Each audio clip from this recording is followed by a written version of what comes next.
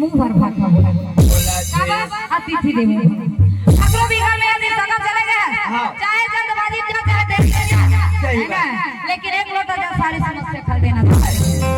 आचरण ला के पाउल पढ़ना जरूरी है बैठे पर आसन करना जरूरी है मुंह भर भाग बोलना जरूरी है आज का तो सरकारी संकर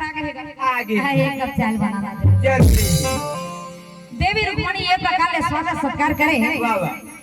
राजा दुर्योधन के दीदी अच्छा कन्हैया है कहां सोहे के ताले अच्छा राजा दुर्योधन का सेला सका ना सेला सका दिया हो गया ना कुछ नहीं लगा हां पानी दवाइया देख के आसन लगाया लगा के ऊपर भात बोले आचरण के बड़े पड़ते ओ घास राजा मना पूरिया आओ अभी हम ही मन अनजान पर ऊपर आए हां कति जान कति का खत्म अभी कोई तरह तरह होता है ही नहीं लगे राजा दुर्योधन में पहुंच गए जैसे राजा दुर्योधन आया देखे भगवान बने बाबा ये वीडियो छोलिया बात नहीं है ना राजा दुर्योधन आया देखे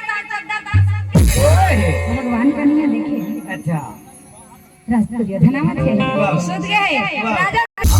यही कारण ले आगू डहर के कुर्सी न मार पाछ राजा दुर्योधन पार हिला वो तरफ ले बान बारी अर्जुन जब रात घोड़ा खड़ा करके वाह वाह